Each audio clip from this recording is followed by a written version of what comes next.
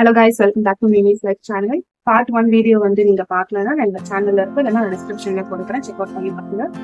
எந்த ஒரு கமர்ஷியல் ப்ராடக்ட்ஸுமே இல்லாம உங்களோட ஹேரை வந்து நேச்சுரலா எப்படி க்ரோ பண்ணிட்டு உங்களோட ஹேர் வால்யூம் இன்க்ரீஸ் பண்ணிட்டு அப்படின்னு சொல்லி நான் வந்து ஒரு 4 சைட் ரேட்டிங்ஸ்ல வந்து நான் பார்ட் 1 கொடுத்தேன். அதோட பேலன்ஸ் 4 சைட் ரேட்டிங்ஸ் தான் வந்து நம்ம இந்த வீடியோல பார்த்துருக்கோம். ஸோ வந்து பார்ட் 1 பார்த்துட்டு வாங்க. ஸோ பார்ட் 2 வந்து பார்ட் 1 பார்க்காம பார்த்தீங்கன்னாலும் பார்ட் 1 புரியும். பட் எல்லாமே தெரிஞ்சுட்டு நீங்க ஃபாலோ பண்ணிட்டு உங்களுக்கு வந்து ரிசல்ட்ஸ் வந்து ரொம்ப குயிக் அண்ட் ஃபாஸ்டா வந்து இருக்கும். ஸோ தெரிஞ்சுக்கிட்டு நீங்க வந்து பண்றதுக்கு தான் உங்களோட ஹேர் வந்து ரொம்ப நல்லது கூட. ஸோ பேசிக்ஸ் எல்லாமே பார்ட் 1 சொல்லியிருக்கேன். ஸோ வந்து இது வந்து பார்ட் 2. அதுவும் பார்ட் 2 உங்களுக்கு ரொம்பவே யூஸ்ஃபுல்லா இருக்கும். இப்போ வாங்க நம்ம வீடியோக்குள்ள போகலாம். இப்போ பார்ட் 1 பாத்தீங்கன்னா finding your hair type, reason, climatic hair care, food habits இது 4மே பார்த்துப்போம். இப்போ வந்து நெக்ஸ்ட் 4 வந்து பார்ப்போம். ஸோ 5th ஒன் என்னன்னு பாத்தீங்கன்னா ஹேர் வாஷிங்.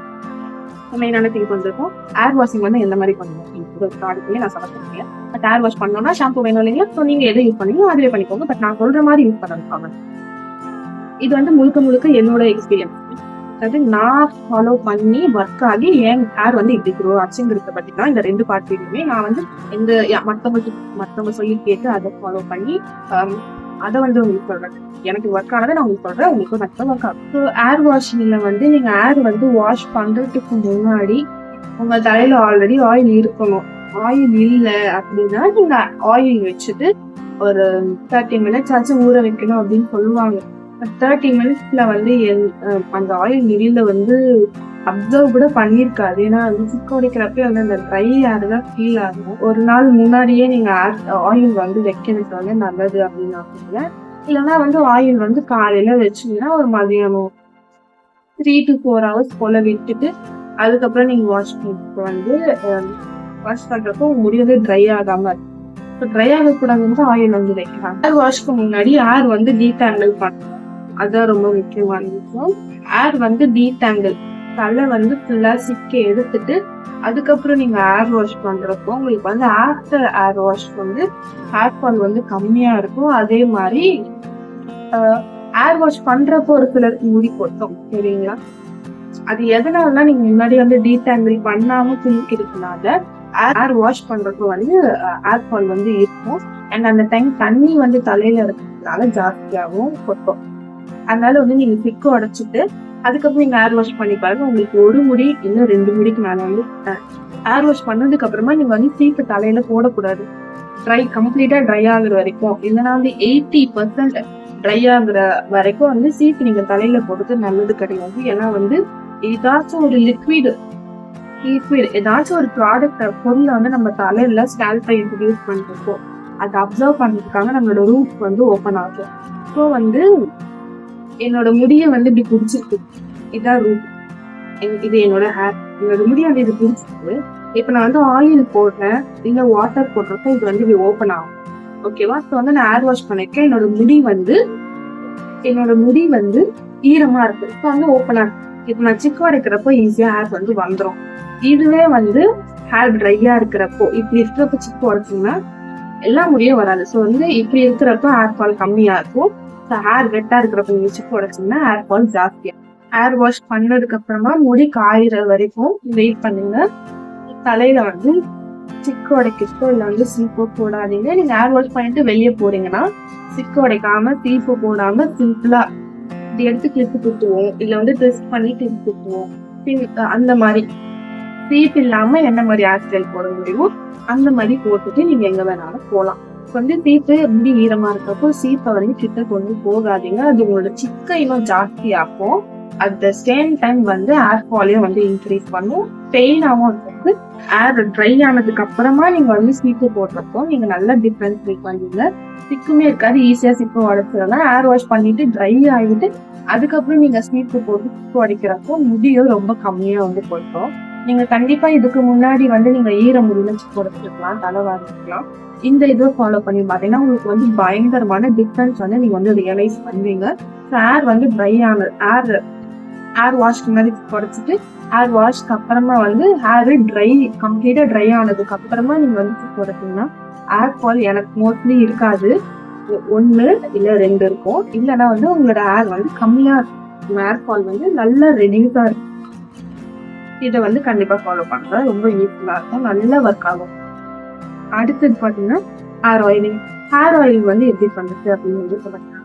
ஹேர் ஆயில் எப்படி அப்ளை பண்ணணும் அப்படின்னு பார்த்தீங்கன்னா, நீங்கள் உங்ககிட்ட என்ன ஆயில் இருக்கோ நீங்கள் யூஸ் பண்ணலாம். நார்மலாக சொன்னா கோகோனட் ஆயில் இருக்கா யூஸ் பண்ணுங்க, ஆல்மண்ட் ஆயில் இருக்கா யூஸ் பண்ணுங்க, ஆலிவ் ஆயில் இருக்கா யூஸ் பண்ணுங்க, கேஸ்டர் ஆயில் இருக்கா யூஸ் பண்ணுங்க. இது எல்லாமே மிக்ஸ் பண்ணி யூஸ் பண்ணலாம். நான் வந்து கம்பெனி பற்றி எதுவுமே சொல்லணும். ஆயில் வேணும். ஸோ என்ன இந்த மாதிரி ஆயில்ஸ்லாம் நீங்கள் யூஸ் பண்ணுங்க. சிம்பிளாக கோகோனட் ஆயிலை யூஸ் பண்ணுங்க. பட் வந்து கோகோனட் ஆயில் மட்டுமே பத்தாது, எனக்கு வேறு ஏதாச்சும் போடணும் அப்படின்னு தோணுச்சுன்னா கேஸ்டர் ஆயில் நாட்டு மருந்து கடையில் விற்கும். கேஸ்டர் ஆயில் வந்து முடி வந்து அடர்த்தியாக இருக்கும். ஸோ வளர்ற முடி வந்து திக்காக வளரும். அதுக்காக வந்து கேஸ்டர் ஆயில் ரொம்ப ஹெல்ப் பண்ணும். ஸோ வந்து உங்களோட கோகோனட் ஆயில் கேஸ்டர் ஆயில் வந்து மிக்ஸ் பண்ணி யூஸ் பண்ணுறது உங்களுக்கு வந்து ஒரு நல்ல கம்பெனி ஆயில் வாங்கி யூஸ் பண்ணி கிடைக்கிற ரிசல்ட்டுக்கு இணையா வந்து இதுல ரிசல்ட் கிடைக்கும். எந்த அளவுக்கு பாத்தீங்கன்னா 100%னா 80% வந்து கோகோனட் ஆயில், 20% கேஸ்டர் ஆயில் அந்த மாதிரி யூஸ் பண்ணி நீங்க வந்து அப்ளை பண்ணுங்க. ஏன்னா வந்து கேஸ்டர் ஆயில் ரொம்பவே திக்கா இருக்கும். அதை நீங்க வந்து அதிகமா ஆட் பண்ணிட்டீங்கன்னா அப்ளை பண்ணவே ரொம்ப கஷ்டமா இருக்கும். அதே மாதிரி முடி ரொம்ப ஸ்டிக்கினஸ் ஆயிடும். ஸோ வந்து coconut oil castor oil mix பண்ணி யூஸ் பண்ணலாம். ஸோ வந்து ஆயில் வந்து கையில் எடுத்தோன்னா ஹீட் பண்ணி நீங்கள் ஆயில் அப்ளை பண்ணலாம். எனக்கு வந்து ஹீட் பண்ணி அப்ளை பண்ணிக்கலாம் ஒத்து வராது. ஏன்னா நான் வந்து சம்டைம்ஸ் ரொம்ப ஹீட் பண்ணிடுவேன். எடுக்கிறப்ப கொதிக்கும், சூடாயிடும், சூடு வச்சுக்குவேன். அது ஆறுலாம் விட்டால் திரும்பி பழைய ரொம்ப சின்னதாகிடும். ஸோ வந்து எனக்கு அந்த இது ஒர்க் ஆகாது.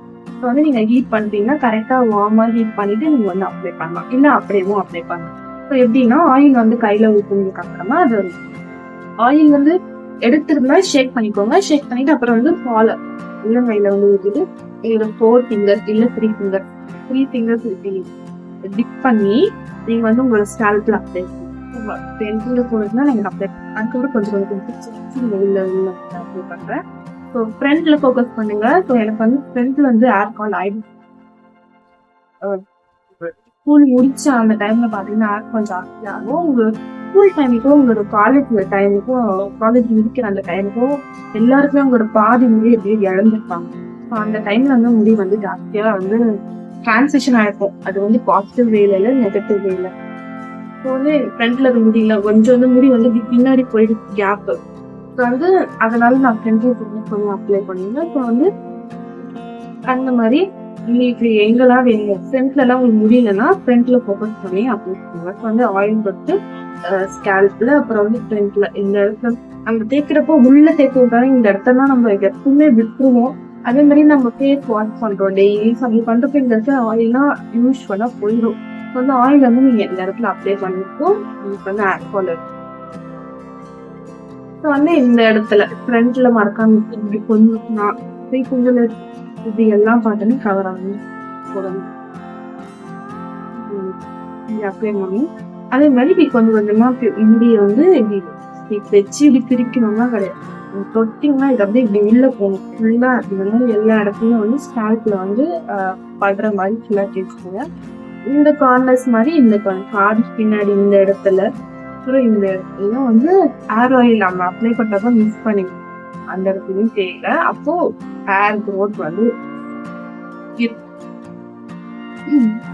வந்து இந்த மாதிரி வந்து ஸ்கேல்ப்ல அப்ளை பண்ணிட்டு அடுத்தது ஆயில் எடுத்து இப்படி ரப் பண்ணிட்டு முடி வந்து ரெண்டா பிரிச்சு இப்படி தேய்க்கணும்.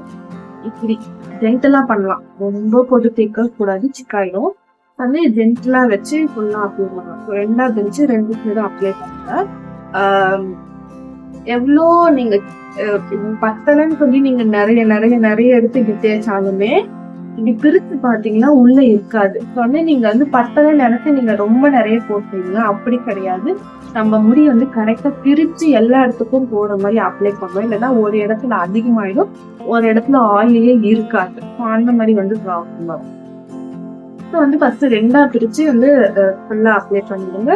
அப்புறம் இந்த ஒரு சைடு ரெண்டா பிரிச்சு இதுல ஒரு சைடு அதை வந்து ரெண்டா பிரிச்சுக்கோங்க.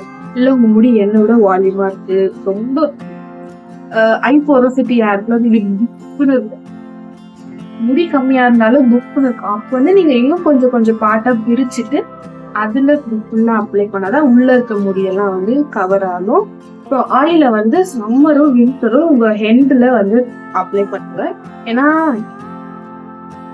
கீழே வந்து முடி கம்மியா இருக்கும். ஸோ வந்து அந்த இடம் வந்து கொஞ்சம் மெலிசாவும் இருக்கும். ஸோ வந்து டேமேஜ் ஆகுதுன்னா ஸ்பிளிட் இருக்கும்.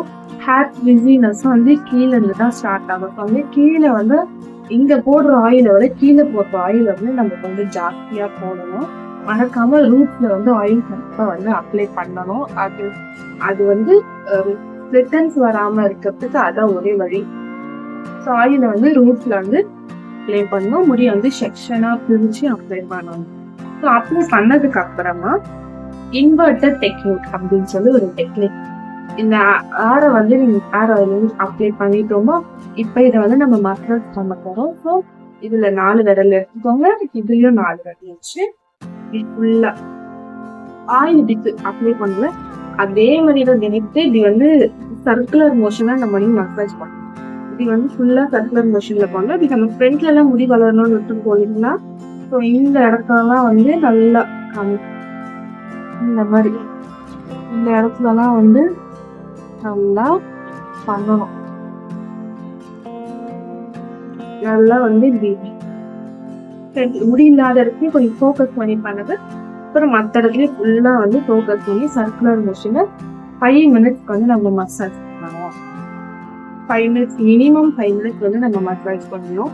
இதுல இன்வெர்டட் டெக்னிக் அப்படின்னு என்ன பார்த்தீங்கன்னா, உங்களோட முடிய வந்து இப்படி கலக்கி மொத்த முடிய இப்படி கீழே வர மாதிரி விட்டு பின்ல இருந்து முன்னாடி வரைக்கும் இல்ல முன்னாடி இருந்து பின்னாடி வரைக்கும் முடிய வந்து தலைக்கீழ போட்டு நம்ம வந்து மசாஜ் பண்றதுதான் வந்து இன்வெர்டட் டெக்னிக். இப்படி மசாஜ் பண்றது மூலயமா என்ன ஆகும்னா வந்து பாத்தீங்கன்னா